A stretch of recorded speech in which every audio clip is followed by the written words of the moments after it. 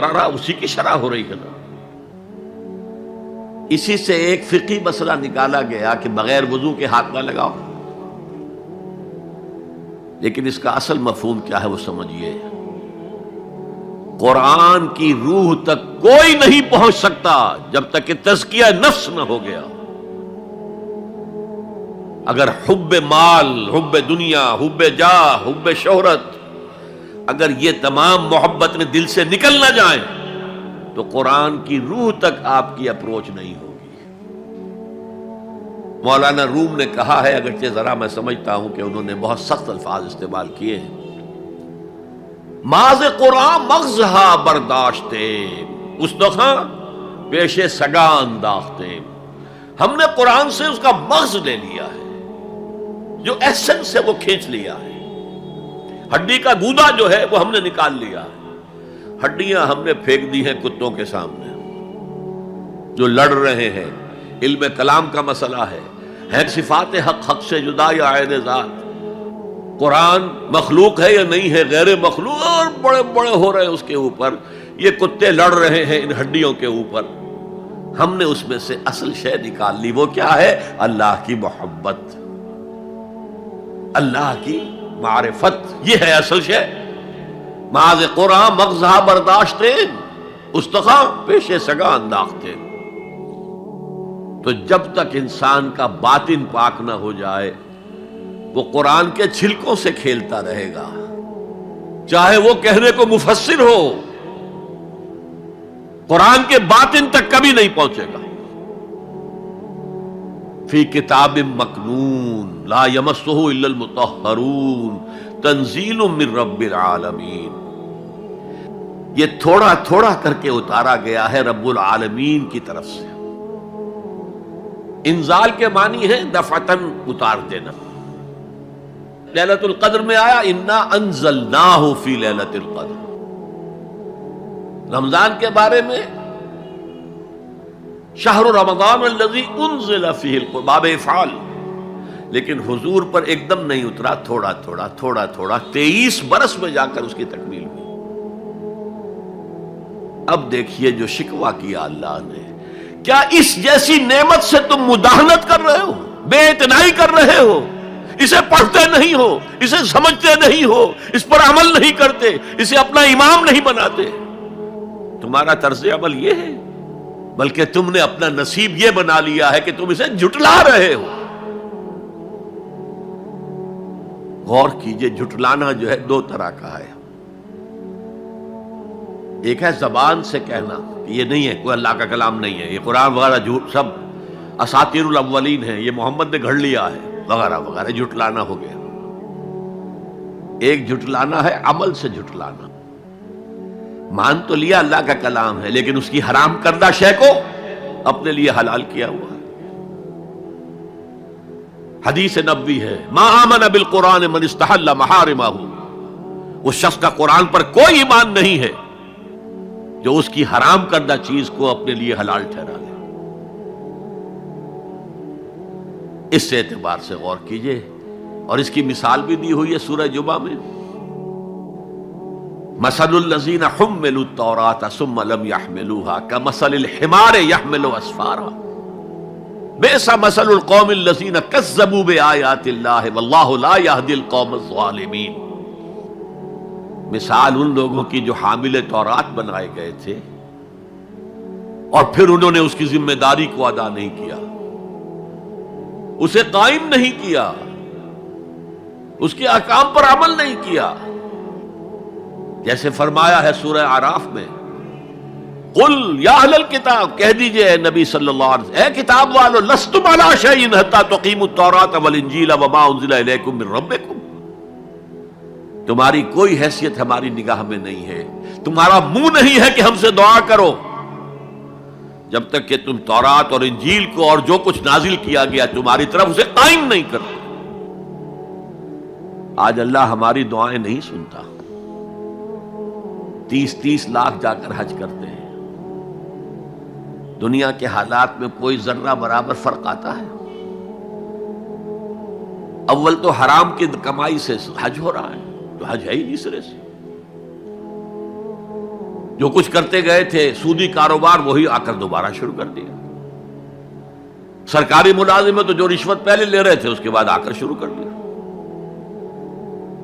یہ کیا ہے؟ یہ تکذیب بالعمل ہے، جھٹلانا ہے. تم نے اپنا نصیب یہ بنا لیا ہے کہ تم قرآن کو جھٹلا رہے ہو جیسے کہ انہوں نے جھٹلایا تھا. مثل الذین حملوا التوراۃ ثم لم يحملوها كمثل الحمار يحمل اسفارا. ان کی مثال ان گدھوں کی سی ہے جن پر کتابوں کا بوجھ لاد دیا گیا. مکالمات فلاں تم گٹھڑی باندھ کر گدھے کے اوپر رکھ دیجئے تو کیا وہ واقعی منطقی اور فلسفی بن جائے گا؟ یہ مثال اللہ دے رہا ہے. اور یہ مثال کیوں دی گئی ہے؟ اس آئینے میں ہمیں ہماری تصویر دکھائی گئی ہے. تم اگر قرآن کا حق ادا نہیں کر رہے تو تمہاری مثال وہی ہے جو یہود کی تھی. بئس مثل القوم الذین کذبوا بآیات اللہ. بری مثال ہے اس قوم کی جس نے اللہ کی آیات کو جھٹلایا. تو زبان سے تو یہودیوں نے کبھی نہیں جھٹلایا تورات کو، عمل سے جھٹلایا ہے. یہ وہ 5 مقامات ہیں جن میں اللہ تعالیٰ نے خود اپنے کلام کی شرح بیان کی ہے، تعریف کی ہے، اس کی عظمت کو بیان کیا. اب میں آپ کے سامنے ایک حدیث رکھنا چاہتا ہوں. حضور نے کیا فرمایا؟ ایک حدیث سنا چکا ہوں آپ کو. عن عثمان بن عفان رضی اللہ تعالی عنہ قال قال رسول اللہ صلی اللہ علیہ وسلم خیرکم من تعلم القرآن وعلمہ. تم میں سے بہترین لوگ وہ ہیں جو قرآن سیکھیں اور سکھائیں. یہ حدیث بڑی عجیب ہے. یہ ترمذی میں بھی ہے اور دارمی میں ہے، اور اس کے راوی حضرت علی ہیں رضی اللہ تعالی عنہ. عن علی رضی اللہ عنہ قال، حضرت علی فرماتے ہیں انی سمعت رسول اللہ صلی اللہ علیہ وسلم یقول، میں نے سنا اللہ کے رسول صلی اللہ علیہ وسلم کو یہ کہتے ہوئے انہا ستکون فتنۃ، ان قریب ایک بہت بڑا فتنہ رونما ہوگا. حضرت علی فرماتے ہیں قلت، میں نے عرض کیا مل مخرج منہا یا رسول اللہ، اے اللہ کے رسول یہ فرمائیے اس فتنے سے بچنے کا، نکلنے کا راستہ کون سا ہوگا؟ جیسے آپ بڑے بڑے حالوں میں دیکھتے ہیں ایگزٹ، عرب ممالک میں لکھا ہوتا ہے مخرج. اگر کہیں آگ لگ جائے، کہیں دھواں بڑھ جائے تو نکلو، لال جو روشنیاں ہیں ان کے اندر جو نیچے دروازے ہیں ان کی طرف جاؤ. یہ مخرج ہے جان بچانے کی. یہاں ایک لحظہ توقف کر کے ہمارا اور صحابہ کا جو فرق ہے اس کو نوٹ کر لیجئے. اگر ہم ہوتے تو کیا پوچھتے؟ حضور یہ فتنہ کب آئے گا؟ کدھر سے آئے گا؟ کیوں آئے گا؟ کیا ہوگا؟ یہ سارے سوالات کرتے نا، جن کا عمل سے کوئی تعلق نہیں، معلومات ہے. حضرت علی نے کچھ نہیں پوچھا، بس آپ نے فرما دیا کہ بہت بڑا فتنہ ہوگا، تو بس ہمیں یہ بتائیے کہ اس سے نکلنے کا راستہ کیا ہے. اب سنیے حضور کی زبان سے قرآن مجید کی مدح. قال کتاب اللہ، فتنوں سے بچانے والی اللہ کی کتاب ہے. فیہ نبأ ما قبلکم، اس میں تم سے پہلے جو تھے ان کی بھی خبریں ہیں.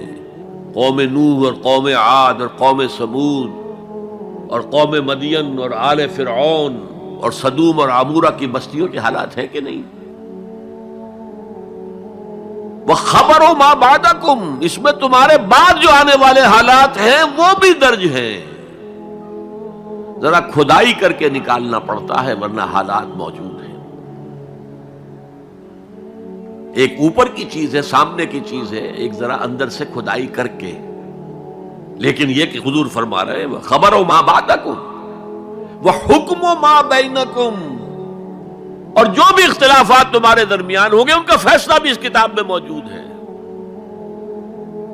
کاش کہ ہم اپنے مذہبی اختلافات کو رفع کرنے کے لیے قرآن کی طرف رجوع کریں جو حبل اللہ ہے. واعتصموا بحبل اللہ جميعا ولا تفرقوا. تو فرمایا کتاب اللہ فیہ نبأ ما قبلکم وخبر ما بعدکم وحکم ما بینکم هو الفصل لیس بالحزل، وہ فیصلہ کن کلام ہے، ایسے ہی یاوہ گوئی نہیں ہے، یہ قرآن کی آیات ہے۔ انہ لقول فصل وما هو بالحزل، سورہ تاریخ کے اندر آیا، تاریخ میں هو الفصل لیس بالحزل من ترکہ من جبار قسمہ اللہ،